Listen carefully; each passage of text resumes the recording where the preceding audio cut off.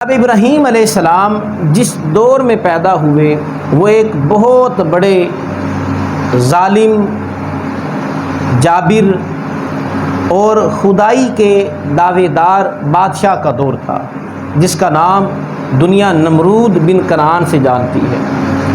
اس دور میں پیدا ہوئے، ہر طرف بت پرستی ہے، یہاں تک کہ جو آپ کے چچا آزر تھے وہ بھی بت پرست تھے۔ ابراہیم علیہ السلام کے والد کا نام تارخ ہے، چچا کا نام آزر ہے۔ عراق میں پیدا ہوئے، پھر بعد میں شام کی جانب ہجرت کی۔ جب پیدا ہوئے بت پرستی ہے، اور خود جس گھر میں پیدا ہوئے جو کہ آپ کا چچا ہے، سگا چچا، لیکن وہ بھی بت پرست ہے، نہ صرف بلکہ وہ بت فروش بھی ہے، بت بنایا کرتا اور پھر بیچا کرتا۔ ابراہیم علیہ السلام جب کچھ بڑے ہوئے تو چچا نے بھتیجے سے کہا کہ آؤ مل کر یہ بت بازار میں بیچتے ہیں۔ چچا کا حکم تھا۔ اب آپ بت کو لے کر جا رہے ہیں اور ساتھ ساتھ اس کی تذلیل کر رہے ہیں، اس کے گلے میں رسی ڈالی اور اس کو گھسیٹتے ہوئے لے کر جا رہے ہیں، اور پھر ساتھ یہ اعلان کر رہے ہیں، یہ کہتے ہیں کون اس کو خریدے گا جو نہ نفع دے سکتا ہے نہ نقصان پہنچا سکتا ہے۔ پھر اس کی تضحیق کرتے ہوئے نہر کے کنارے کے پاس سے گزرے، اس کے سر کو پانی میں ڈبویا اور کہا کہ پیو اس سے پانی۔ اب وہ بت ہے، وہ پتھر کا تراشا ہوا بت یا وہ چونے کا بنایا ہوا بت، وہ کیا اس سے پانی پیے جو نہ نفع دے سکتا ہے نہ نقصان پہنچا سکتا ہے۔ ابراہیم علیہ السلام کو اللہ رب العزت نے بہت ساری چیزوں کے ذریعے آزمایا، اور آپ ہر آزمائش میں پورا اترے، جس کا ذکر اللہ رب العزت نے قرآن مجید میں کیا۔ وَإِذْ قَالَ إِبْرَاهِيمَ رَبُّهُ بِكَلِمَاتٍ فَأَتَمَّهُنَّ، ہم نے ابراہیم علیہ السلام کو مختلف آزمائشوں میں مبتلا کیا۔ فَأَتَمَّهُنَّ، ابراہیم ہر آزمائش میں پورا اترے۔ بڑی آزمائشیں آئی ہیں، اور وہ آزمائش اگر کسی عام فرد پر آئے برداشت نہ کر سکے۔ اب وہ کون سی آزمائشیں تھیں جو اللہ رب العزت کی طرف سے ابراہیم علیہ السلام پر آئیں؟ ان میں پہلی بڑی آزمائش وہ یہ کہ اپنے لخت جگر جو کہ کئی سالوں کے بعد پیدا ہوا ہے، انسان اپنی جان دے دے اتنی پرواہ نہیں ہوتی، لیکن اپنے سامنے اپنی اولاد کو مرتا ہوا دیکھ کر وہ برداشت نہیں کر سکتا۔ اولاد چیز ہی ایسی ہے۔ تو بڑی آزمائش جناب ابراہیم علیہ السلام، اب آپ کئی سالوں کے بعد بیٹا پیدا ہوا، اور بیٹا بھی چاند جیسا، انتہائی خوبصورت۔ حکم ہوا کہ ابراہیم جاؤ اسے وادی غیر ذی زرع میں چھوڑ کر آ جاؤ۔ بڑی آزمائش ہے، اس آزمائش میں پورا اترے۔ اپنی بیوی کو لیا، چند دنوں کے بچے کو لیا، اور وادی غیر ذی زرع جو کہ ایک پہاڑوں کی وادی ہے، وادی مکہ، آباد نہیں ہے، سنسان ہے، بے آب و گیا ہے، پانی نہیں ہے، کچھ نہیں ہے، وہاں پر چھوڑ کر آ گئے۔ پھر دوسری جو بڑی آزمائش آئی، جب بیٹا کچھ بڑا ہوا، باپ کے ساتھ چلنے کے قابل ہوا، حکم ہو جاؤ ابراہیم بیٹے کے پاس جاؤ، ملنے جاؤں، ملاقات کرنے جاؤں۔ فرمایا کہ ہاں ملاقات بھی کر لینا، ہاں بیٹے کو ذبح بھی کر دینا۔ اتنی بڑی آزمائش ہے، چل پڑے گھر سے چھری لے کر اور رسی لے کر۔ کہاں پر جا رہے ہیں؟ بیٹے کو ذبح کرنے جا رہے ہیں۔ اور پھر اسی طرح بھرے دربار میں یہ دوسری آزمائش۔ اب تیسری آزمائش، بت پرستی کا ماحول ہے، وہیں پر جہاں پر پیدا ہوئے، جس معاشرے میں آنکھ کھولی ہر بندہ ہی بت پرست ہے، کوئی ایک بھی توحید کا دعوے دار نہیں ہے، کوئی ایک بھی دعوے دار نہیں، سب بت پرست ہیں۔ اور ان بت پرستوں میں رہتے ہوئے ان کے بتوں کو توڑنا، ان کے خداؤں کو توڑنا بڑی آزمائش تھی، اس میں بھی پورا اترے۔ بھرے دربار میں نمرود کو آپ توحید کی دعوت دے رہے ہیں، اس کی آنکھوں میں آنکھیں ڈال کر بات کر رہے ہیں کہ جس کے سامنے کوئی بات نہیں کر سکتا تھا، کسی کی جرت نہیں ہے، کسی کی مجال نہیں ہے کہ نمرود کے سامنے کوئی سر اٹھا کر بات کرے، لیکن اللہ کا نبی تن تنہا سر اٹھا کر سینہ تان کر نمرود کی آنکھوں میں آنکھیں ڈال کر بات کر رہا ہے۔ اور پھر جب حکم ہوا، جب آپ نے بتوں کو توڑ دیا، نمرود کو توحید کی دعوت دی، اب اس کے پاس ان چیزوں کا جواب نہیں تھا جو آپ نے وہاں پر اعتراضات کیے، ان کے جھوٹے خداؤں کا جو آپ نے رد کیا، ان کے پاس جواب نہیں تھا۔ تو جب مخاطب کے پاس کوئی جواب نہ رہے، وہ آخر میں وہ یہی کہتا ہے جلا دو، مار دو، اس کو ختم کر دو، کہانی ختم کر دو۔ اب نمرود کے پاس جو آپ نے اتنے مضبوط اور ٹھوس دلائل دیے، کوئی جواب نہیں تھا، پر اس نے بھی کہا بھائی اس کو جلا دو۔ پھر جواب تو ہے نہیں، باتوں میں تو وہ آپ کو مغلوب نہیں کر سکا، اب طاقت کو آزمانا شروع کیا۔ تو یہ آج سے نہیں ہے طاقت کو آزمانا، یہ شروع سے ہے، روز اول سے ایسے ہی چلتا آ رہا ہے کہ جب طاقتور کے پاس جب دلائل ختم ہو جاتے ہیں اور وہ زبان کی بات وہ کر نہیں سکتا، اب اس کے پاس آخری حل ہوتا ہے وہ طاقت کا استعمال۔ نمرود نے بھی طاقت کا استعمال کیا اور کہا اپنے سپاہیوں کو، وزراء کو کہا کہ آگ جلائی، بڑی آگ جلائی، اور وہ آگ اتنی خوفناک اور اتنی بھیانک کہ اس کے قریب بھی کوئی جا نہیں سکتا تھا۔ اور ادھر ابراہیم علیہ السلام اب آپ کو آگ میں ڈالنا تھا، منجنیق بنائی، اور ابراہیم علیہ السلام کو جب آگ میں پھینکنے لگے، اب ساری جتنی خدا کی خدائی ہے، جو چرند ہے پرند ہیں، بڑے حیران ہیں اور ششدر ہیں کہ جناب ابراہیم ایک ہی توحید کے دعوے دار اور اس کو بھی آگ میں ڈالا جا رہا ہے۔ ادھر جو آسمانی فرشتے ہیں وہ بھی اس منظر کو دیکھ رہے ہیں، رب بھی اس منظر کو دیکھ رہا ہے کہ میرا خلیل اب کیا کرتا ہے۔ ابراہیم علیہ السلام کے پاس جبرائیل امین آئے، کہا کہ حکم کریں، آپ حکم دیں، مجھے رب نے بھیجا ہے، اور بھیجا بھی رب نے ہے، رب کے حکم کے بغیر تو جبرائیل امین نہیں آئے نا۔ پھر وہاں پر بارش کا فرشتہ بھی آئے، کہا حکم کریں، بس ایسی بارش برساؤں گا یہاں پر آگ بجھ جائے گی۔ جناب جبرائیل امین آئے، کہا حکم کریں، آپ کو یہاں سے اٹھا کر لے جاؤں گا، لیکن کہا کہ نہیں، بار بار سوال کیا، کہا کہ نہیں، اگر رب کی یہی مرضی ہے پھر خلیل کی بھی یہی مرضی ہے۔ کتنی آزمائش ہے، آگ میں ڈال دیا، اللہ نے اس آگ کو گلزار بنا دیا۔ تو اس کا ذکر اللہ رب العزت نے قرآن مجید میں کیا، وَإِذْ قَالَ إِبْرَاهِيمَ رَبُّهُ بِكَلِمَاتٍ فَأَتَمَّهُنَّ، ہم نے ابراہیم کو چند کلمات کے ذریعے، چند چیزوں کے ذریعے آزمایا، فَأَتَمَّهُنَّ، ابراہیم ان آزمائشوں میں پورا اترے۔ رب نے پھر انعام کیا دیا؟ جو آپ کی سنت تھی بیٹے کو ذبح کرنے والی، اسے تا قیامت اس کو جاری و ساری کر دیا۔ اب جب ہر سال 10 ذی الحج آتی ہے، ہر بندہ اس سنت ابراہیمی کو ادا کر رہا ہے۔ یہ علیہ الصلوۃ والسلام کی بھی سنت ہے، لیکن حضور سے پوچھا گیا یا رسول اللہ یہ قربانیاں کیا ہیں؟ تو حضور نے فرمایا یہ تمہارے باپ ابراہیم علیہ السلام کی سنت ہے۔ سنت حضور کی بھی ہے، لیکن اس کو نام دیا ابراہیم علیہ السلام کی سنت۔ اور پھر اسی طرح ابراہیم علیہ السلام کا درود شریف میں ذکر کر کے، اب جب تک نماز ہے تو حضور کے ساتھ ساتھ ابراہیم علیہ السلام کا بھی ذکر ہوتا رہے گا، کما صلیت علی ابراہیم وعلی آل ابراہیم انک حمید مجید۔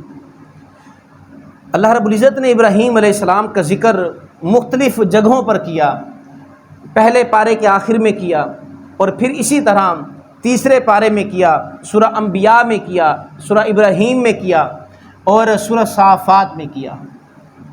تو سورہ انبیاء میں جو ذکر کیا، فرمایا کہ وَلَقَدْ آتَيْنَا إِبْرَاهِيمَ رُشْدَهُ مِن قبل، ہم نے ابراہیم علیہ السلام کو شروع سے ہی ہدایت دے دی تھی۔ یہی تو تھی ہدایت کہ جب بالکل آپ ابھی اتنے بڑے نہیں ہیں، لیکن چچا نے کہا کہ بت میرے ساتھ بازار لے جا کر فروخت کرو، اب آپ لے کر جا رہے ہیں، عمر چھوٹی ہے، نو عمر ہیں، لیکن بت کے گلے میں رسی ڈال کر گھسیٹتے ہوئے لے کر جا رہے ہیں۔ وَلَقَدْ آتَيْنَا إِبْرَاهِيمَ رُشْدَهُ مِن قبل، ابراہیم علیہ السلام کو ہم نے شروع سے ہدایت دے دی تھی۔ وَكُنَّا بِهِ عَالِمِينَ، اور ہم جو ابراہیم علیہ السلام کے اندر جو خدا داد صلاحیتیں تھیں، ہم ان سے باخبر تھے۔ اذ قال لأبیہ وقومہ ما هذه التماثل التي انتم لها عاکفون، کہ جب ابراہیم علیہ السلام نے اپنی قوم اور اپنے چچا سے کہا یہ کیا ہے بت جن کے سامنے تم آسن مارے بیٹھے ہو، ان کے سامنے جھکے ہوئے بیٹھے ہو، یہ کیا ہے بت؟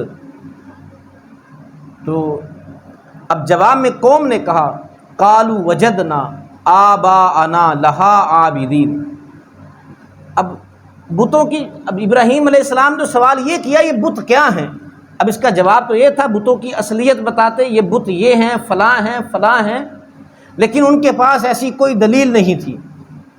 کیا دلیل تھی؟ قالوا وجدنا آباءنا لہا عابدین، کہا کہ بس یہ بت، ان کی حقیقت ہم یہی جانتے ہیں کہ ہمارے باپ دادا ان کی عبادت کرتے تھے، لہٰذا ہم بھی ان کی عبادت کرتے ہیں۔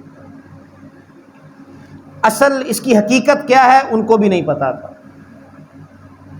آج کے دور میں بھی جو غلط رسومات ہیں، غیر اسلامی رسومات، خوشی کے موقع پر، غمی کے موقع پر، یا گھروں میں کچھ ایسی رسمیں ہیں جو کہ ادا کی جاتی ہیں، ان سے پوچھا جائے بھی آپ یہ رسم ادا کرتے ہیں کیا یہ قرآن سے ثابت ہے؟ نہیں، قرآن سے نہیں ثابت۔ حدیث سے ثابت ہے؟ نہیں۔ اس پر امت کا کوئی اجماع ہے؟ نہیں، امت کا اجماع بھی نہیں ہے۔ تو پھر یہ کیا ہے؟ جی ہم دیکھتے آ رہے ہیں، شروع سے اسی طرح چلتا آ رہا ہے، ہم بھی کر رہے ہیں ایسے۔ مثال کے طور پر اب لوگ گاڑی لے لی، اس کے نیچے چھوٹے بچے کا جوتا لٹکا دیا۔ ہاں جی، اس کی کیا اصل ہے؟ قرآن و سنت میں ہے؟ نہیں ہے۔ پھر کیوں اس طرح کر رہے ہو؟ اس شروع سے دیکھتے آ رہے ہیں ایسا ہو رہا ہے۔ گھر بنایا، الٹی ہانڈی کر کے گھر کے اوپر رکھ دی جا کر، یا آپ نے کیوں رکھی ہے؟ بس دیکھتے آ رہے ہیں لوگوں کو ایسا کر رہے ہیں، ہم بھی ایسا کر رہے ہیں۔ یہی تو جواب ان مشرکین کا بھی تھا جب ان سے پوچھا گیا بتوں کی عبادت کیوں کرتے ہو؟ قالوا وجدنا آباءنا لہا عابدین، باپ دادا کو دیکھا ان کی عبادت کرتے تھے، ہم بھی ان کی عبادت کر رہے ہیں، بس حقیقت کا نہیں علم۔ تو ہمارے اندر بھی ایسی چیزیں ہیں، گھڑولیاں بھرنا، مہندی ہے، اور اس طرح کی اور بہت ساری چیزیں ہیں، اور اسی طرح مرگ کے موقع پر بہت ساری غیر اسلامی رسومات جو کہ ادا کی جاتی ہیں، جن کا اسلام کے ساتھ، قرآن و سنت کے ساتھ کوئی تعلق نہیں ہے۔ پوچھا جائے کیوں کرتے ہیں؟ بس ہمارے خاندان میں ایسا کرتے آ رہے ہیں، ہمارے بڑے بزرگ ایسا کرتے آ رہے ہیں، نہ ان کو علم تھا نہ تمہیں علم ہے۔ تو جن چیزوں کا ثبوت قرآن و سنت سے نہیں ہے اس کو بھی چھوڑ دینا چاہیے۔ تو ان کا بھی یہی جواب تھا کہ ہم بتوں کی عبادت اس لیے کرتے کہ باپ دادا کرتے آ رہے ہیں۔ تو ابراہیم علیہ السلام نے اس کے جواب میں کہا لقد کنتم انتم وآباؤکم فی ضلال مبین، تم بھی، تمہارے باپ دادا کھلی گمراہی میں، جن کا تم حوالہ دے رہے ہو وہ بھی گمراہ تھے، تم بھی گمراہ ہو۔ قالوا اجئتنا بالحق ام انت من اللاعبین، اب آگے سے قوم نے کہا کیا آپ ہمارے پاس واقعی اللہ کی طرف سے حق لے کر آئے ہیں؟ اجئتنا بالحق، جو بات آپ کہہ رہے ہیں کیا واقعی یہ حق ہے؟ انتم ام انت من اللاعبین، یا آپ ہم سے مذاق کر رہے ہیں؟ یہ ان کا سوال اس وجہ سے تھا کہ بت پرستی پر ان کا یقین اتنا تھا، وہ اپنے آپ کو سمجھتے تھے کہ شاید وہ حق پر ہیں، بتوں کی عبادت جو کر رہے ہیں وہ صحیح کر رہے ہیں۔ اس وجہ سے انہوں نے یہ تعجب والا سوال کیا، کہا کہ ابراہیم جو آپ لے کر آئے کیا واقعی یہ حق ہے؟ ان کے ذہنوں میں تھا کہ ہمارے بت حق پر ہیں، اس لیے یہ سوال کیا کہ جو آپ کہہ رہے یہ بھی حق ہے یا آپ ہم سے مذاق کر رہے ہیں؟ تو کہا قال بل ربکم رب السماوات والارض فطرہن وانا علی ذلکم من الشاہدین۔ ابراہیم علیہ السلام نے کہا میں تم سے کیوں مذاق کروں گا، میں تو اس رب کی بات کر رہا ہوں کہ جس نے پہلی مرتبہ آسمان اور زمین کو پیدا کیا، وَأَنَا عَلَىٰ ذَلِكُم مِّنَ الشَّاهِدِينَ، اور اس بات پر میں خود بھی گواہ ہوں کہ یہ چیزیں میرے رب نے ہی پیدا کی ہیں۔ وَتَاللَّهِ لَأَكِيدَنَّ أَصْنَامَكُمْ بَعْدَ أَن تُوَلُّوا مُدْبِرِينَ، پھر ساتھ آپ نے قسم کھائی، کہا کہ مجھے جس دن موقع ملا میں تمہارے بتوں کو توڑ دوں گا۔ برملا کہا جس دن موقع ملا میں تمہارے بتوں کو توڑ دوں گا۔ اب اس کے بعد جو اگلا مضمون ہے وہ اللہ رب العزت نے سورہ صافات میں بیان فرمایا۔ قوم کا سالانہ میلہ ہوا کرتا تھا اور تمام بت پرست اس میلے میں شریک ہوا کرتے تھے، اور میلے پر جانے سے پہلے جو ان کا معبد خانہ تھا جہاں پر ان کے چھوٹے بڑے بت پڑے ہوئے تھے، اب ان کے سامنے مختلف قسم کے انواع و اقسام کے وہ کھانے رکھ کر جایا کرتے، اور ان کا مقصد یہ ہوتا کہ یہاں پر مختلف قسم کے کھانے رکھ کر جا رہے ہیں، جب واپس آئیں گے تو یہ بابرکت ہو چکے ہوں گے، اور بطور تبرک اس کو استعمال کیا کرتے تھے۔ جب وہ جانے لگے انہوں نے ابراہیم علیہ السلام سے بھی کہا کہ آپ بھی ہمارے ساتھ میلے پر آئیں۔ تو اب آپ تو پہلے ہی ان کے بتوں سے بیزار تھے، اور میلے میں بھی جا کر انہوں نے اسی طرح کی حرکات کرنی تھی اور وہ رسومات ادا کرنی تھیں جو کہ توحید کے منافی ہیں۔ آپ تو پہلے ہی بیزار تھے۔ تو آپ نے کہا کہ فناظرہ نظرۃ فی النجوم، آپ نے آسمان کی طرف دیکھا، ستاروں کی طرف دیکھا، فقال انی سقیم، آپ نے کہا مجھے لگتا ہے کہ مجھے بخار ہونے والا ہے، میں بیزار ہوں اور میری طبیعت ناساز ہے۔ اور آپ کا مقصد یہ تھا کہ جو کام تم کرنے جا رہے ہو ان چیزوں سے میری طبیعت وہ ناساز ہو جاتی ہے، وہ تکلیف میں مبتلا ہو جاتی، انی سقیم، میں اس سے بیمار ہو جاتا ہوں۔ تو آپ نے ذو معنی لفظ استعمال کیا کہ میں ان چیزوں سے بیزار ہوں۔ وہ یہ سمجھے شاید آپ کی طبیعت خراب ہے، یہ شاید آپ کو بخار ہے، لیکن آپ کا جو اصل مقصد تھا وہ یہ کہ تمہارے ان بتوں سے میں بیزار ہوں، ان حرکات سے میں بیزار ہوں۔ خیر فتولوا عنہ مدبرین، بس وہ ابراہیم علیہ السلام کو پھر وہیں پر چھوڑ کے اور میلے پر چلے گئے۔ فراغ الی آلہتہم فقال الا تاکلون، اب سامنے مختلف قسم کے کھانے پڑے ہوئے۔ ابراہیم علیہ السلام ان کے معبد خانے میں گئے، آنکھ بچا کر، کسی نے دیکھا نہیں آپ کو، اور آپ وہاں پر گئے۔ فجعلہم جزازا الا کبیرا لہم لعلہم الیہ یرجعون، بت ہیں، چھوٹے ہیں، بڑے بت ہیں، سامنے کھانے پڑے ہوئے ہیں، اور ابراہیم علیہ السلام اب ان بتوں سے مخاطب کر رہے ہیں۔ اور یہ مخاطب ابراہیم علیہ السلام کا ان کے ساتھ ہونا ان کا تمسخر اڑانا تھا، ان کا تمسخر اڑانا تھا۔ وہ اس وجہ سے کہا فقال الا تاکلون، کھاتے کیوں نہیں ہو؟ تمہارے سامنے کھانا پڑا ہے، تم خدا ہو نا، کھاؤ اسے۔ ما لکم لا تنطقون، بولتے کیوں نہیں ہو؟ اب وہ بت جو کہ خود تراشیدہ ہیں، اب وہ کیا کھائیں اور وہ کیا بات کریں جو نہ نفع دے سکتے ہیں نہ نقصان پہنچا سکتے ہیں۔ ان کی عبادت کریں گے نہ تو وہ بارش برسا سکتے ہیں، نہ وہ رزق دے سکتے ہیں، اور نہ ہی وہ بیماروں کو شفا دے سکتے ہیں۔ نہ عبادت کریں نہ وہ ناراض ہو سکتے ہیں، جو ہیں ہی بت، اور جو ہیں ہی انہیں تراشا گیا ہے، وہ کیا جواب دیں، وہ کیا کھائیں؟ فراغ علیہم ضربا بالیمین، آپ نے دائیں ہاتھ سے بتوں کو توڑنا شروع کیا، مارنا شروع کیا۔ فراغ علیہم ضربا بالیمین، دائیں ہاتھ سے۔ اللہ رب العزت نے بائیں ہاتھ کی بنسبت دائیں ہاتھ میں قوت زیادہ رکھی ہے، اس وجہ سے ذکر بھی یہی کیا کہ ضربا بالیمین، دائیں ہاتھ سے آپ نے بتوں کو توڑنا شروع کیا۔ اور وہ پنجابی میں کہتے ہیں کہ پٹھے ہاتھی پئی ہوئے تو وہ بھی کافی ہوتی ہے، تو یہاں پر تو پھر وہ دائیں ہاتھ سے بتوں کو توڑ رہے ہیں۔ اور آپ نے فجعلہم جزازا، چورا چورا کر دیا، سر توڑ دیا، دھڑ الگ کر دیا، کسی کی ٹانگ ٹوٹی پڑی ہے، کوئی ویسے چورا چور ہے، اور جتنے بت تھے وہاں پر سب توڑ دیے، لیکن ایک بت اسے چھوڑے رکھا، جو ان کا بڑا بت تھا اس کو چھوڑ دیا، اسے کچھ نہیں کہا، اور اس کے کندھے پر کلہاڑا رکھ دیا۔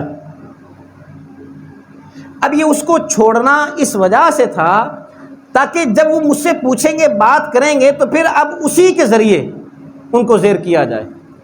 جیسے کوئی منازع شخص وہ اپنے جس بات پر وہ بحث کر رہا ہوتا ہے، اب اس پر وہ دلائل دیتا ہے، اور لیکن ایک بات، ایک دلیل کو وہ پیچھے رکھتا ہے، یہ بعد میں آخر میں پھر میں اس کو بیان کروں گا۔ تو ابراہیم علیہ السلام ایسا نہیں تھا کہ اس بڑے بت کو ہمدردی کے ناطے چھوڑ دیا، نہیں، اب اس کو استعمال کرنا تھا ایک آخری دلیل کے طور پر، ایک آخری کیل کے طور پر، جو آخری کیل ٹھوکنی تھی۔ اس وجہ سے اس بڑے بت کو چھوڑ دیا اور اس کے کندھے پر کلہاڑا رکھ دیا۔ قوم واپس آئی، اور واپس سیدھا وہ پہلے معبد خانے میں آئے تو دیکھا کہ بت تو ٹوٹے پڑے، کسی کا سر دھڑ سے الگ ہے، کوئی ویسے چورا چور ہوا پڑا ہے، کسی کا بازو ٹوٹا ہوا ہے، کسی کی ٹانگ ٹوٹی ہوئی ہے، اور وہ تو سیخ پا ہو گئے۔ کہ ہمارے بتوں کے ساتھ یہ کس نے کر دیا؟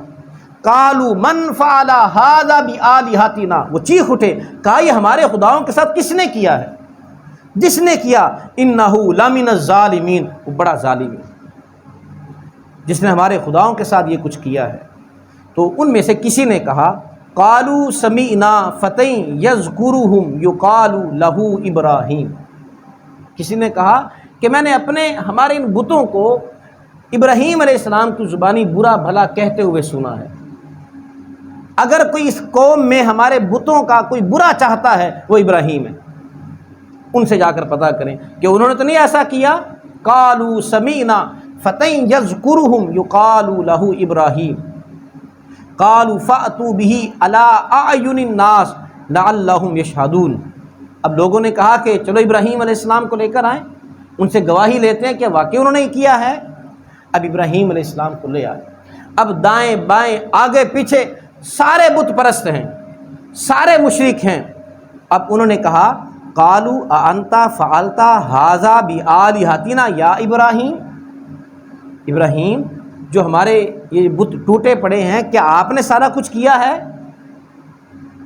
اب آپ نے کیا جواب دیا؟ آپ نے قال بل فعلہ، آپ نے اس بڑے سے پوچھو، اس سے بات کرو، سارے بت ٹوٹے پڑے ہیں اور یہ سلامت ہے اور آلہ قتل بھی اس کے کندھے کے اوپر ہے، وہ کلہاڑا بھی کندھے کے اوپر ہے، تو اس سے پتہ کرو نا، یہ جو سلامت ہے اس سے پوچھو نا، اس نے تو نہیں بتوں کو توڑا، اس بڑے سے پوچھو۔ کبیرہم ھذا فاسألوہم ان کانوا ینطقون، اگر یہ بات کرتا ہے تو خدا سمجھتے ہو نا، اگر یہ بات کرتا ہے پھر اس سے پوچھو، آلہ قتل بھی اس کے پاس ہے، سلامت بھی یہ ہے، اور جہاں پر بت ٹوٹے پڑے وہاں پر موجود بھی یہی ہے، مجرم بھی ہے، آلہ قتل بھی ہے، صحیح سلامت سب میں یہی ہے، اس سے پوچھو۔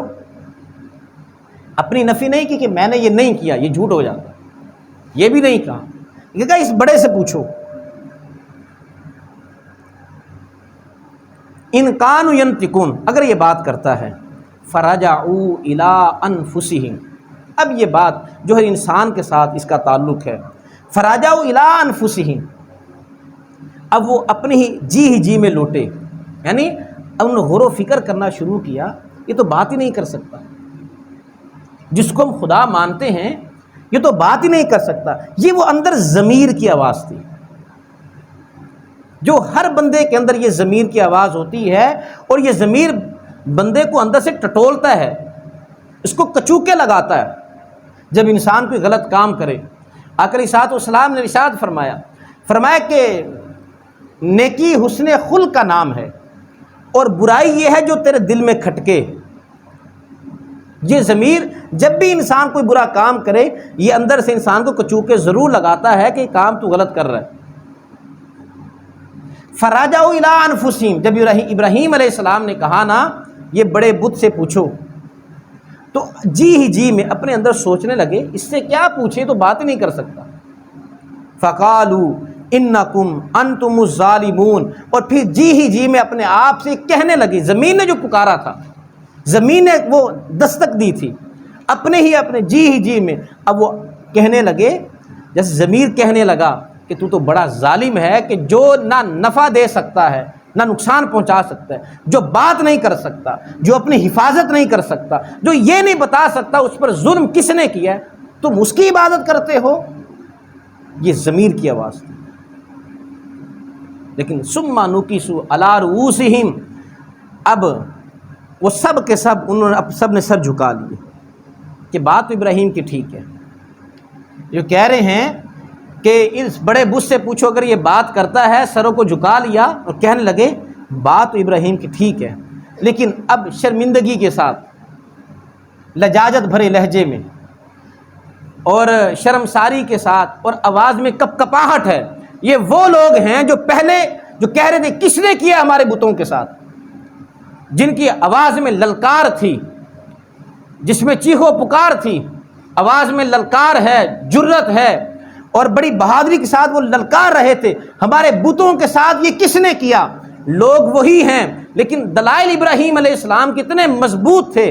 اب جب دوبارہ بات کرنے لگے، اب لہجے میں شرمندگی ہے، آواز میں کپکپاہٹ ہے، لجاجت بھرے لہجے میں کہنے لگے لقد علمت ما ہؤلاء ینطقون، ابراہیم آپ کو تو پتہ یہ بات نہیں کر سکتے۔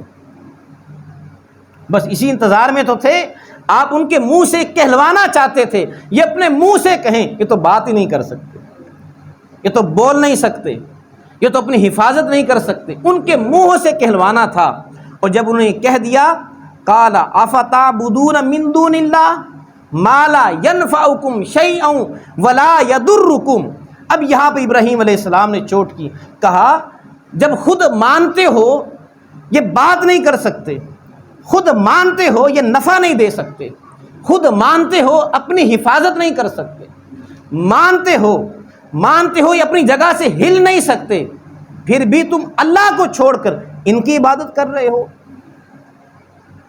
ما لا ینفعکم شیئا ولا یضرکم، نفع نہیں دے سکتے، نقصان نہیں پہنچا سکتے، اف لکم، تف ہے تم پر، سب کچھ مانتے بھی ہو اور پھر بھی ان کی عبادت کر رہے ہو، تمہاری عقل پر ماتم ہی کیا جا سکتا ہے کہ پھر بھی تمہیں سمجھ نہیں آتی۔ وَلِمَا تَعْبُدُونَ مِن دُونِ اللَّهِ، پھر بھی تم اللہ کو چھوڑ کر ان کی عبادت کرتے ہو۔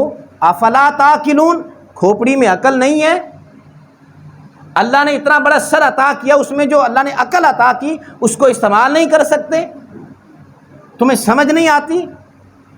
اب ان کے پاس اس بات کا جواب نہیں تھا، کیا جواب دیں گے؟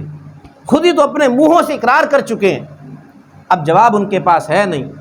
اب پھر وہی آخر میں جو حل ہوتا ہے، نمرود کے پاس جا پہنچے اور ساری بات اسے بتائی کہ اس طرح ہوا اور دلائل میں ہم ہار چکے ہیں، اللہ کے نبی کے آگے کسی کی کیا چلے۔ اب نمرود اب وہ کیا بات کرتا، وہ تو پہلے ابراہیم علیہ السلام سے ہار چکا تھا۔ جب اسے توحید کی دعوت دی ابراہیم علیہ السلام نے نمرود کو، اس نے کہا کہ آپ کس رب کی بات کرتے ہیں؟ ابراہیم علیہ السلام نے کہا میں اس رب کی بات کرتا ہوں جو سورج کو مشرق سے نکالتا ہے اور مغرب میں غروب کرتا ہے۔ اب اس کے پاس اس بات کا جواب نہیں تھا۔ یہاں پر علامہ اسماعیل حقی علیہ رحمہ آپ یہ کہتے ہیں کہ اگر وہاں پر نمرود یہ کہہ دیتا وہ جو سورج مشرق سے نکلتا ہے وہ میں ہی نکالتا ہوں، اگر وہ کہہ دیتا تو اس کے جواب میں ابراہیم علیہ السلام اسے یہ کہتے اچھا پھر یہ سورج آج مغرب سے نکلے گا، تو اللہ پھر اس سورج کو مغرب سے نکال دیتا، لیکن اس کے بھیجے میں بات ہی نہیں آئی۔ یہ ایسا بیوقوف شخص ہے کہ ابراہیم علیہ السلام نے جب دلائل دیے نا کہ اس رب جس نے آسمانوں کو پیدا کیا، جس نے زمین کو پیدا کیا، جو زندہ کرتا ہے، جو مارتا ہے، تو اس نے کہا میں بھی زندہ کرتا ہوں مارتا ہوں۔ اب یہ بیوقوف اس نے کیا کیا، اس نمرود نے، ایک وہ شخص جس کو پھانسی ہونے والی تھی، کل اس کو پھانسی دی جانی تھی، اس نے سپاہیوں کا اس کو آزاد کر دو، اور ایک عام شخص جو جا رہا تھا اسے پکڑا، اسے قتل کروا دیا، کہنے لگا دیکھو میں بھی زندہ کرتا ہوں مارتا ہوں، جس کو سزائے موت تھی اس کو میں نے زندہ کر دیا، آزاد کر دیا، اور جو زندہ تھا اس کو میں نے مار دیا۔ ابراہیم علیہ السلام سمجھ گئے یہ بیوقوف آدمی ہے، اس کو سمجھ ہی نہیں آ رہی، مزہ تو تب تھا نا جو مردہ ہے اس کو زندہ کر کے دکھا، اور جو ٹھیک ٹھاک چل رہا ہے بغیر ہاتھ لگائے تو اس کو مار کر دکھا۔ تو یہ تو وہ نمرود، اب اس کے پاس جب ابراہیم علیہ السلام کو لایا گیا کہ اس نے ہمارے بتوں کو توڑ دیا ہے، اس کے پاس تو پہلے ہی کوئی جواب نہیں تھا۔ پھر آخری حل طاقت کا استعمال، اس نے کہا قالوا حرقوہ وانصروا آلہتکم ان کنتم فاعلین، انہوں نے کہا کہ اگر تم کچھ کرنا چاہتے ہو، اگر تم اس قصے کو ختم کرنا چاہتے ہو پھر ایک ہی حل ہے، ابراہیم کو جلا دو، وگرنہ تم اس کے دلائل کا جواب نہیں دے سکتے، اب اس کو آگ لگا دو بس۔ اب آگ کو اکٹھا کیا، لکڑیاں اکٹھی کی گئیں، اور کئی دنوں تک یہ تیاری کرتے رہے، لکڑیاں اکٹھی کرتے رہے، اب اس میں آگ سلگائی، اور پھر وہ آگ کئی دنوں تک بھڑکتی رہی، اور روزانہ کی بنیاد پر وہ پتہ نہیں منوں کے حساب سے لکڑیاں ڈالتے، اور وہ آگ اتنی بھیانک ہو گئی اس کے قریب کوئی جا نہیں سکتا تھا، مختلف قسم کے اس میں ایندھن ڈالے گئے، اور جتنے وہاں پر بت پرست تھے سب نے اپنا اپنا حصہ شامل کیا، یہاں تک کہ اگر ان میں کوئی بیمار ہو جاتا وہ یہ منت مانتا، کیونکہ کئی دنوں تک آگ کو سلگایا گیا، وہ منت مانتا، اگر یہ بات میری پوری ہو گئی تو میں پھر اتنی لکڑیاں اس آگ میں شامل کروں گا۔ عورتیں ہیں وہ منت مانگ لیتی، میرا بچہ ٹھیک ہو گیا تو اتنی لکڑیاں میں اس آگ کے لیے دوں گی۔ تو اب وہ کئی دنوں تک اس آگ کو سلگایا جانے لگا، وہ اتنی اس کی تپش ہو گئی، کوئی اس کے قریب نہیں جا سکتا تھا۔ اب یہ سوال پیدا ہوا ابراہیم کو کیسے ڈالا جائے؟ تو پھر کسی نے منجنیق کا مشورہ دیا کہ جو جنگوں میں استعمال کی جاتی ہے، جس سے گولے پھینکے جاتے ہیں، کلوں میں شگاف ڈالا جاتا ہے، کلوں کو فتح کیا جاتا ہے، اس منجنیق کے ذریعے گولہ باری کی جاتی ہے۔ اب منجنیق بنائی گئی، اس کے اندر ایک ٹوکری تیار کی گئی، اس میں ابراہیم علیہ السلام کو بٹھا دیا گیا اور کہا کہ اس کو کھینچ کر، اور اس کو جس طرح ایک غلیل ہوتی ہے اور ربڑ ہوتی ہے، اس کو کھینچا جائے اور پھر شکاری شکار تک اپنے نشانے کو پہنچاتا ہے، اس گولی کو پہنچاتا ہے۔ ابراہیم علیہ السلام کی اسی طرح منجنیق تیار کی، بٹھا دیا۔ اب قریب تھا کہ آپ کو آگ میں ڈال دیا جاتا، اور اس دنیا میں، اس زمین پر، اتنی بڑی وسیع زمین پر صرف ابراہیم علیہ السلام تنہا ہیں جو توحید کے پرستار ہیں، اور تمام کائنات جتنی مخلوقات ہیں سب پر راشا طاری ہے۔ فرشتے اس منظر کو دیکھ رہے ہیں، جو چرند پرند ہے اس منظر کو دیکھ رہے ہیں، زمین اس منظر کو دیکھ رہی ہے، آسمان اس منظر کو دیکھ رہا ہے، اور جو فرشتے ہیں اس منظر کو دیکھ رہے ہیں اور بار بار رب کی طرف دیکھ رہے ہیں کہ ابھی رب یہاں پر کوئی فیصلہ کرے گا، اور ابھی ابراہیم علیہ السلام کو یہاں سے نکال لے گا۔ لیکن وہ ابراہیم علیہ السلام وہ بھی کہہ رہے ہیں رب تو آزما لے مجھے، زبان پر یہ کوئی شکوہ نہیں آئے گا۔ اب یہاں پر وہ بات پوری ہونے لگی تھی کہ جب اللہ رب العزت جناب آدم علیہ السلام کو تخلیق کر رہے تھے تو فرشتوں نے کہا کہ باری تعالیٰ تو اسے بنائے گا جو زمین پر خون ریزیاں کریں گے، جو فساد پھیلائیں گے۔ اس بات کو پورا ہونا تھا، رب نے کہا تھا انی اعلم ما لا تعلمون، فرشتوں جو میں جانتا ہوں وہ تم نہیں جانتے۔ اب اس منظر کو دیکھو، اب دیکھو میرا ابراہیم وہ میرے حکم پر، میری رضا پر راضی رہتے ہوئے اپنے آپ کو آگ میں ڈالنے کے لیے بھی تیار ہے۔ اس منظر کو فرشتے دیکھ رہے ہیں۔ جبرائیل امین آئے، کہا حکم کریں آپ کو یہاں سے نکال کر لے جاؤں گا۔ ایک پر مشرق سے لے کر مغرب تک، اتنا بڑا پر۔ یوسف علیہ السلام کو بھائیوں نے کنویں کے مڈیر سے نیچے پھینکا، اور ابھی جبرائیل امین آسمان پر ہیں، حکم خدا بندی ہوا، جبرائیل جلدی سے جاؤ یوسف کو اپنے پروں پر اٹھا۔ ان کی رفتار کا عالم یہ ہے، بھائیوں نے کنویں کی مڈیر سے پھینک دیا، ادھر سے حکم ہوا، جبرائیل امین آئے اور یوسف علیہ السلام کو کنویں کی تہہ میں پہنچنے سے پہلے اپنے پروں کے اوپر لے لیا۔ یہ ان کی رفتار کا عالم ہے، مشرق سے لے کر مغرب تک ایک پر ہے۔ کہا ابراہیم آپ حکم کریں یہاں سے نکال کر لے جاؤں گا۔ کہا کہ نہیں۔ جب اصرار بار بار بڑھتا گیا تو ابراہیم علیہ السلام نے کہا اچھا یہ بتاؤ یہ سارا کچھ ہو رہا ہے کیا رب کی مرضی کے بغیر ہو رہا ہے؟ کہا کہ نہیں رب کی مرضی ہے۔ تو کہا اچھا اگر رب کی یہی مرضی ہے خلیل کی بھی یہی مرضی ہے۔ اگر رب چاہتا ہے نا کہ میرے خلیل کو آگ میں ڈال دیا جائے میں بھی تیار ہوں۔ اور پھر آپ کو آگ میں ڈال دیا گیا، حکم ہوا، ادھر ابراہیم علیہ السلام کو آگ میں ڈالا، اللہ نے حکم دیا قلنا یا نار کونی بردا وسلاما، کہا اے آگ تو ٹھنڈی ہو جا میرے ابراہیم پر، بردا وسلاما علی ابراہیم، اور سلامتی والی بھی ہو جا۔ وہ آگ ٹھنڈی بھی ہو گئی، سلامتی والی بھی ہو گئی، وہ ایک گلزار بن گئی، وہ گلزار بن گئی۔ ابراہیم علیہ السلام وہاں پر ہیں، مزے سے وہاں پر رہ رہے ہیں، اور باہر والوں کو یہی لگ رہا ہے کہ شاید آگ جل رہی ہے، لیکن اندر اس آگ کو اللہ نے گلزار بنایا ہوا ہے۔ اور ابراہیم علیہ السلام اس آزمائش میں بھی پورا اترے۔ تو کسی نے بعد میں ابراہیم علیہ السلام سے پوچھا کہ ابراہیم وہ جو آپ نے آگ میں دن گزارے تھے وہ کیسے تھے؟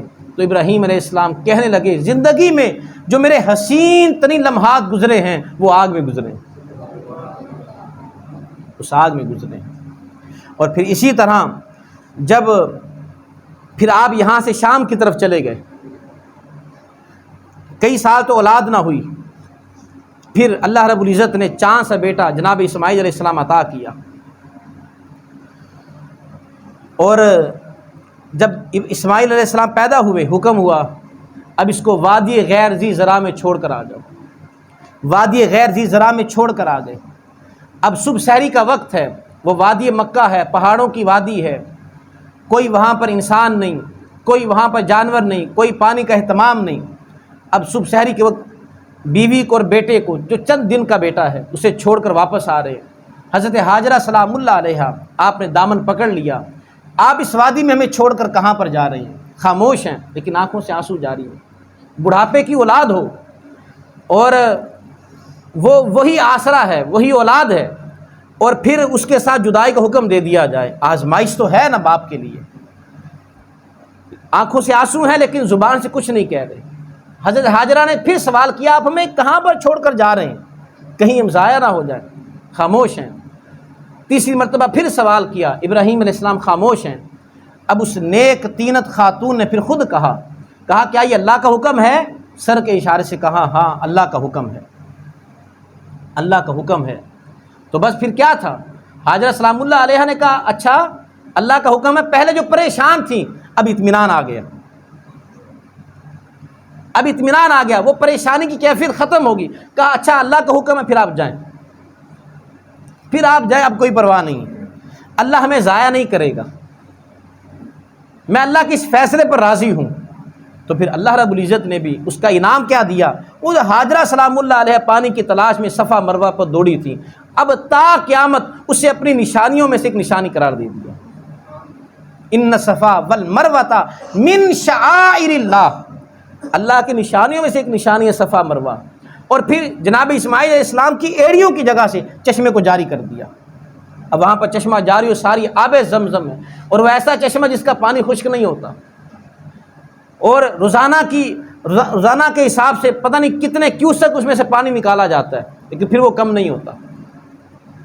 اور وہ مشینریاں ہر وقت چل رہی ہیں، وہ آب زمزم سے پوری دنیا مستفیض ہو رہی ہے. وہ پاکستان کیا، انڈیا کیا، ایران کیا، افغانستان کیا، کہاں کہاں تک اس کا پانی پہنچا ہے. یہ آب زمزم ہے، اللہ کی نشانیوں میں سے ایک نشانی ہے. جاری کر دیا اللہ رب العزت نے. اور جب پھر بیٹا کچھ بڑا ہوا اب پھر حکم آ گیا، کہا کہ ابراہیم جاؤ بیٹے کے پاس. باری تعالیٰ ملنے جاؤں، ملاقات کے لیے جاؤں؟ فرمایا کہ ہاں ملاقات کر لینا لیکن بیٹے کو ذبح کرنا ہے، بیٹے کو ذبح کرنا ہے. اب بیٹا کیا ہے؟ بیٹا جب باپ کے چلنے کی عمر کو ہو گیا، فلما بالغا معہ السعی، جب باپ کے ساتھ وہ بیٹا اتنا بڑا ہو جاتا ہے کہ باپ کا سہارا بن جائے، اب باپ کے کام کاج آئے. وہ عمر کہ جب بیٹا کہتا ہے کہ ابا جان آپ گھر میں آرام کیا کریں، اب میں ہوں، اب میں کام کیا کروں گا، اب میں محنت مزدوری کروں گا. فلما بالغا معہ السعی، چلنے پھرنے کے قابل ہوا، باپ کا سہارا بننے کے قابل ہوا، اس لائق ہوا، تو کہا کہ جاؤ بیٹے کو ذبح کرو. اب ابراہیم علیہ السلام بیٹے کے پاس پہنچے، جناب ہاجرہ سلام اللہ علیہ سے کہا کہ بیٹے کو تیار کر دو. کہاں جانا ہے؟ دوست کی دعوت ہے. دوست کون ہے؟ اللہ دوست ہے، اسی کی دعوت ہے، اس نے بلایا ہے. ہاجرہ سلام اللہ علیہ سمجھی کہ دوست ہے، دعوت ہے، لے کر جا رہے ہیں. بیٹے کو تیار کر دیا، اچھے کپڑے پہنا دیے، کہا کہ جاؤ بیٹا باپ کے ساتھ جاؤ. اب ادھر جناب ابراہیم علیہ السلام اسماعیل علیہ السلام کو لے کر چلے ہیں. اب ادھر شیطان آ گیا حضرت ہاجرہ کے پاس، کہا کہ پتہ ہے بیٹے کو کہاں پر لے کر گئے ہیں؟ کہا دوست کی دعوت ہے وہاں پر لے کر گئے ہیں. کہا کہ دوست کی دعوت نہیں ہے، ان کا خیال ہے کہ رب کا حکم ہے، وہ بیٹے کو ذبح رب کے حکم پر کرنے گئے ہیں. ہاجرہ سلام اللہ کہا جاؤ کام کرو اپنا، اللہ کے نبی ہیں وہ بیٹے کو ذبح کر سکتے ہیں بھلا؟ کہا کہ نہیں، وہ واقعی ذبح کرنے جا رہے ہیں. کہا کہ کیا کرتے ہو؟ کون اپنے بیٹے کو ذبح کرتا ہے؟ جب اس نے تیسری مرتبہ کہا کہ وہ کیوں ذبح کریں گے، تو اس نے کہا کہ ان کا گمان ہے کہ یہ اللہ کا حکم ہے. حضرت ہاجرہ سلام اللہ علیہ تو وہ خاتون ہیں کہ جب بیٹے کو تنہا چھوڑ کر جا رہے تھے ابراہیم علیہ السلام، اس وقت راضی ہو گئی تھی رب کے فیصلے پر. اب یہاں پر بھی کہا اچھا اگر یہ اللہ کا حکم ہے کہ بیٹے کو ذبح کرنا، میں بھی راضی ہوں. ناکام ہو گیا وہاں پر. اب ابراہیم علیہ السلام جا رہے ہیں آگے آگے، اسماعیل علیہ السلام پیچھے پیچھے. اور اسماعیل علیہ السلام کے پاس آیا، وہی باتیں کہی کہ آپ کو پتہ ہے کہاں پر جا رہے ہو؟ کہا کہ دوست کی دعوت ہے وہاں پر جا رہے ہیں. تو شیطان کہنے لگا کہ نہیں، دوست کی دعوت نہیں ہے، تمہیں ذبح کرنے جا رہے ہیں۔ وہی جواب دیا، کیا کہتے ہو، میرے والد اتنے شفیق، اتنے مہربان، وہ مجھے ذبح کریں گے؟ کہا کہ ہاں، ان کا خیال ہے شاید یہ اللہ کا حکم ہے، کیونکہ نبی اللہ کے حکم کے بغیر تو کوئی کام نہیں کرتا۔ اب یہ تو بات شیطان کو بھی پتہ ہے، اس لیے اس نے بار بار کہا، وہ یہ سمجھتے ہیں کہ اللہ کا حکم ہے۔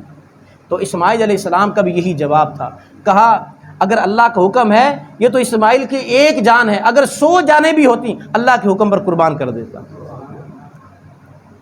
یہ فضان نظر تھا یا کہ مکتب کی کرامت، سکھائے کس نے اسماعیل کو آداب فرزندی۔ یہ کیا فضان نظر تھا، یہ کیا کمال تھا۔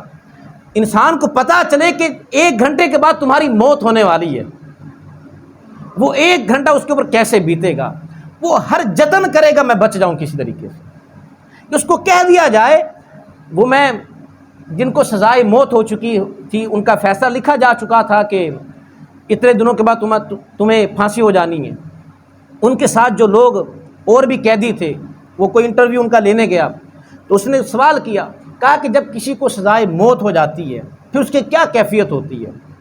اب جو اس کے ساتھ جو قیدی تھے وہ کہنے لگے، مت پوچھو اس کی کیفیت کیا ہوتی ہے، اس کا حال کیسا ہوتا ہے، اس کی نہ تو صبح گزرتی ہے نہ شام گزرتی ہے، وہ روتے رہتے ہیں، اور ان کا وہ رونا، اس میں اتنا درد ہوتا ہے اور اتنی تکلیف ہوتی ہے کہ آدمی سے برداشت نہیں ہو پاتا۔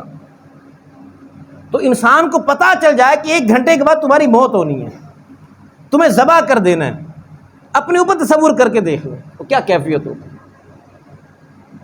اور پھر یقینی علم ہو کہ واقعی مجھے ذبح کر دیا جانا ہے، کوئی بچانے والا بھی نہیں ہے، تمام بچانے کے راستے بند ہو چکے، وہ کیا کیفیت ہوگی۔ لیکن قربان یہی فضان نظر تھا یا کہ مکتب کی کرامت، راضی ہو گئے، کہا کہ اللہ کا حکم ہے، 1 جان کیا 100 جانیں بھی ہوتی اللہ کے حکم پر قربان کر دیتا۔ اب شیطان ابراہیم علیہ السلام کے پاس آ گیا، وہی بات کہی، کہا کہ ابراہیم آپ نے خواب دیکھا تھا نا بیٹے کو ذبح کر رہے ہیں، تو کہا کہ ایک خواب کے سہارے بیٹے کو ذبح کر رہے ہیں، خواب ہی ہے نا محض، تو آپ تو سمجھ گئے شیطان ہے۔ تو آپ نے پھر اس کو کنکر مار، 3 جگہوں پر آیا شیطان اور گلانے، وہ آج جو جمرات ہیں اس کے نشان بنائے ہوئے ہیں، جہاں پر حاجی پھر انہی جگہوں پر وہ جو شیطان کا جو جہاں پر آیا تھا اس کے نشان بنا دیے گئے پتھروں کے، حاجی وہاں پر کنکر مارتے ہیں، رمی جمرات کرتے ہیں۔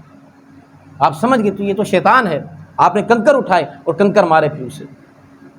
اب بیٹے کو لے گئے جہاں پر قربان کرنا تھا، وادی مینا ہے، بیٹے کو وہاں پر ذبح کرنا ہے۔ اب وہاں پر بیٹے کو اصل صورتحال بتائی، کہا کہ یا بنیا انی ارا فی المنام، اے بیٹے میں نے خواب دیکھا ہے، انی اذبحک، میں تجھے ذبح کر رہا ہوں، فانظر ماذا تری، تیری کیا رائے؟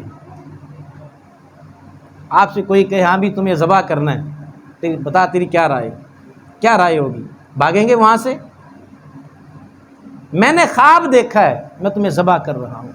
یہاں پر ابراہیم علیہ السلام نہ بھی کہتے، بیٹے کو ذبح بغیر پوچھے کر دیتے، بیٹے نے اعتراض پھر بھی نہیں کرنا تھا، کیونکہ بیٹا پہلے کہہ چکا ہے یہ 1 جان ہے، 100 جانیں بھی ہوتی رب کے حکم پر قربان کر دیتا۔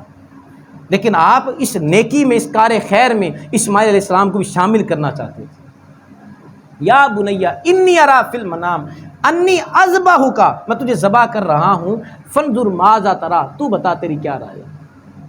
اب یہ اسماعیل علیہ السلام ہے، قال یا ابت افعل، کیا جواب تھا؟ باپ نے کہا کہ ذبح کرنا چاہ تو بیٹا کہہ دیتا ٹھیک ہے ذبح کر دیں، لیکن بیٹے نے جو جواب دیا وہ کمال کر دیا۔ قرآن کہہ رہا ہے، بیٹے نے کہا یا ابت افعل، بابا آپ ذبح کی بات کرتے ہیں، آپ جسم کے ٹکڑے ٹکڑے بھی کر دیں، اف نہیں کروں گا۔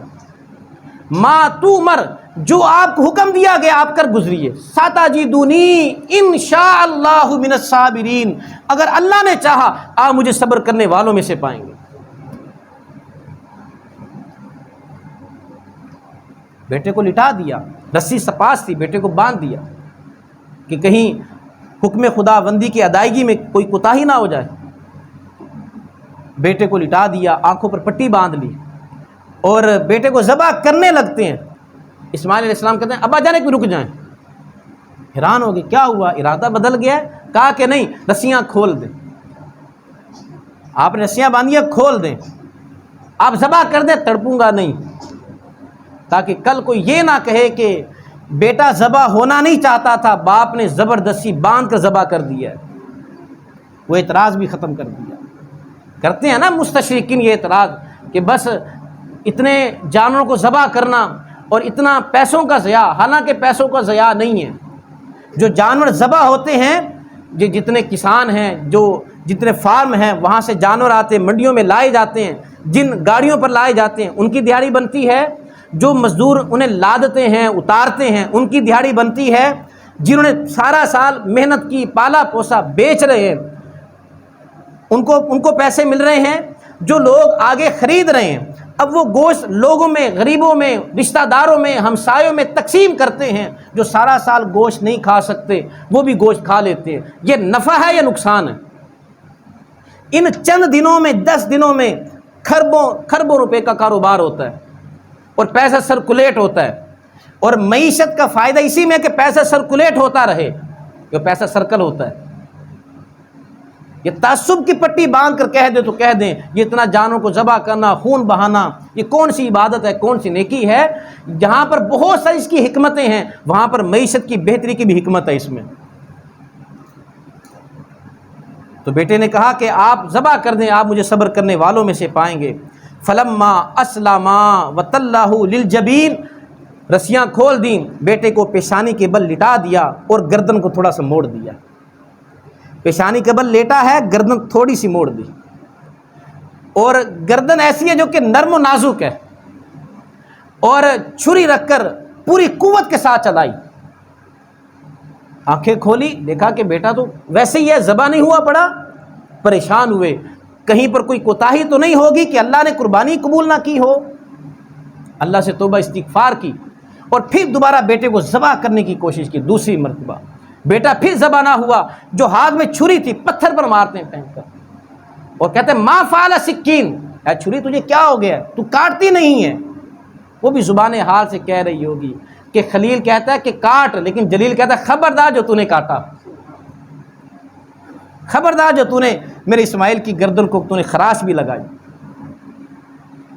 اور پھر تیسری مرتبہ پھر توبہ استغفار کر کے اب چھری چلاتے ہیں، اب خون کا فارا پھوٹ پڑتا ہے، آنکھوں پر تو پٹی باندھی ہوئی ہے، اور لیکن جسم پر کپ کپاہٹ طاری ہے، بیٹے کو ذبح کرنا ہے، اور ساتھ ساتھ دل ہی دل میں اللہ کا شکر ادا کر رہے ہیں کہ بڑا ایک مرحلہ تھا زندگی میں، بڑا کٹھن مرحلہ تھا، شکر ہے سرخرو ہو گیا، آنکھوں سے پٹی اتاری ہے تو دیکھا ہے کہ اسماعیل علیہ السلام پاس کھڑے مسکرا رہے ہیں، ان کی جگہ پر ایک دمبا ذبح ہوا پڑا،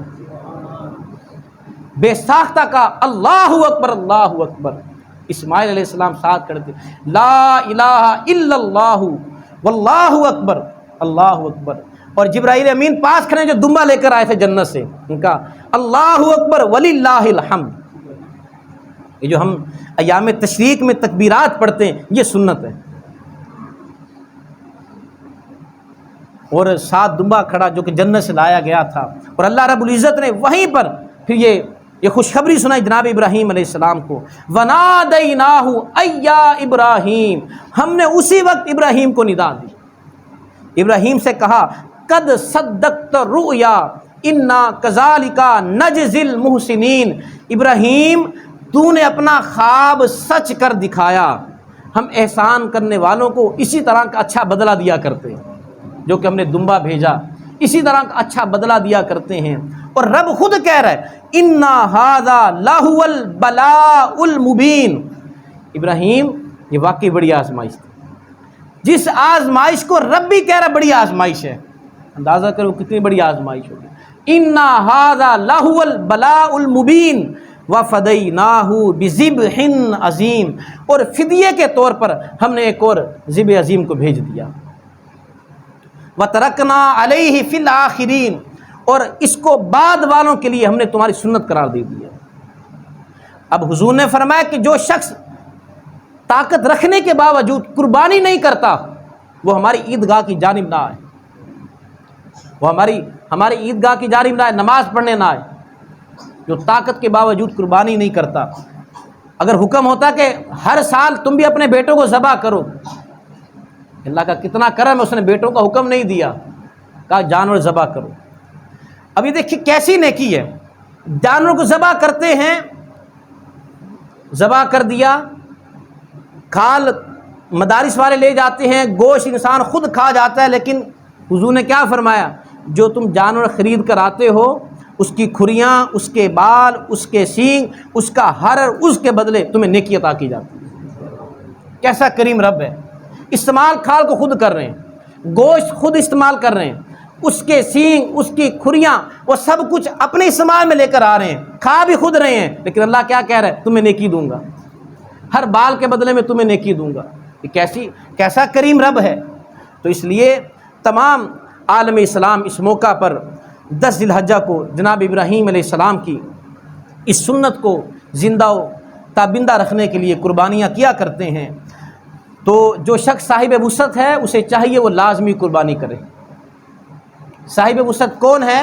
جس کے پاس اتنا خرچ ہو کہ ادھار بھی نہ لینا پڑے اور اپنے گھر والوں کا وہ خرچہ بھی صحیح طرح چلا لے، اور اتنے پیسے بچ جائے کہ وہ اس کی قربانی خرید سکتا ہے۔ یا جس گھر میں وہ رہتا ہے جو چیزیں بنیادی ضروریات میں شامل ہیں وہ سب کچھ مکمل ہیں، اور اس کے پاس ایک عدد اضافی دکان ہے، ایک عدد پلاٹ ہے، یا اتنی مالیت کہ اس کے پاس کوئی اور چیز ہے جو کہ بنیادی ضروریات سے ہٹ کر ہے، یہ بندہ صاحب استطاعت ہے، اب یہ بندہ قربانی کرے۔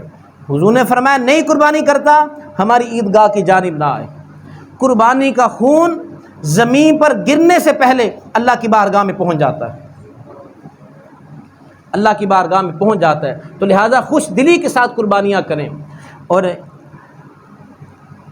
یہاں پر عید کی نماز انشاءاللہ العزیز 7 بجے ادا کی جائے گی، اور قربانی کے بہت سارے مسائل ہیں، اب چونکہ وقت بھی ختم ہو چکا، لہٰذا ہم نے ایک پمفلٹ ہے جس پر قربانی کے مکمل مسائل ہیں، وہ ابھی جمعے کی نماز کے بعد آپ کو دیے جائیں گے، تو آپ سب حضرات اس کو لازمی پڑھنا ہے، اور اس میں سارے طریقے، مسنون طریقہ کہ جانوں کو ذبح کیسے کرنا ہے، کن رگوں کا کٹنا ضروری ہے، اور قربانی کا کس کے اوپر واجب ہوتی ہے، کس کے اوپر نہیں ہوتی، قربانی کا جانور کیسا ہونا چاہیے، اس کے خصائص کیا ہونے چاہیے، ان کے عیوب کیا ہے، ان میں عیب کیا ہے، کون سا عیب دار جانور جس کی قربانی نہیں ہوتی، یہ مکمل وضاحت ہے۔ تو آپ سب حضرات نے جاتے ہوئے وہ پمفلٹ لازمی لے کر جانا ہے، چونکہ وقت نہیں ہے کہ اس کے مسائل ہم بتا سکیں، ان مسائل کو آپ نے خود پڑھنا ہے، اور یہ لازمی پڑھنا ہے، یہ بھی نیکی ہے۔ دین کا ایک مسئلہ سیکھنا دن رات کی عبادت، نفلی عبادت سے افضل ہے، 1000 نفل نماز سے افضل ہے دین کا ایک مسئلہ سیکھنا۔ تو تمام مکمل وہ مسائل ہیں دینی، اوجڑی کا کیا حکم ہے، اور کون سے اعضاء حرام ہیں جو کہ انسان جو کھانا جن کا حرام ہے ان کو ہم کھا نہیں سکتے، اس ساری چیزوں کی اس میں وضاحت ہے۔ آپ سب حضرات اس کو لے کر بھی جائیں، اس کو لازمی پڑھیں۔ اور آخر میں قربانی کے کھالوں کے حوالے سے، جیسا کہ یہ مدرسہ مظہر القرآن آپ سب جانتے ہیں، صبح شام یہاں پر قرآن کی تلاوت ہو رہی ہے، طلباء یہاں پر حفظ کر رہے ہیں، طالبات یہاں پر پڑھ رہی ہیں، ظاہر ہے ان کے لیے ہم نے اساتذہ رکھے ہوئے، 2 اساتذہ ہیں ہم نے یہاں پر رکھے ہیں حفظ کے لیے، اور 22 طلباء اس وقت یہاں پر تحفیظ القرآن کی منازل طے کر رہے ہیں۔ اسی طرح مدرسہ میں ہماری بیٹیاں ہماری بہنیں یہاں پر زیر تعلیم ہیں درس نظامی کی، اور تو کافی سارے اخراجات ہیں، تو گو کہ ان کھالوں سے اخراجات پورے نہیں ہوتے، لیکن کچھ آسرا ہمیں ضرور ہو جاتا ہے۔ تو آپ سب حضرات قربانی کی کھالیں آپ لازمی یہاں پر دیں، یہاں پر دے کر جائیں، اور اس کے ساتھ ساتھ جہاں تک ہو سکتا ہے لوگوں کو ترغیب دیں، لوگوں کو ترغیب دیں، یہ بھی آپ کی طرف سے نیکی ہوگی۔ آپ کی رہنمائی کرنے سے جتنے لوگ بھی اس کار خیر میں حصہ شامل کریں گے، جو ثواب انہیں ملے گا اللہ رب العزت اتنا ہی ثواب رہنمائی کرنے والے کو عطا فرماتا ہے۔ اللہ رب العزت ہم سب کو عمل کی توفیق عطا فرمائے۔ وصلی اللہ تعالی علی حبیبہ محمد۔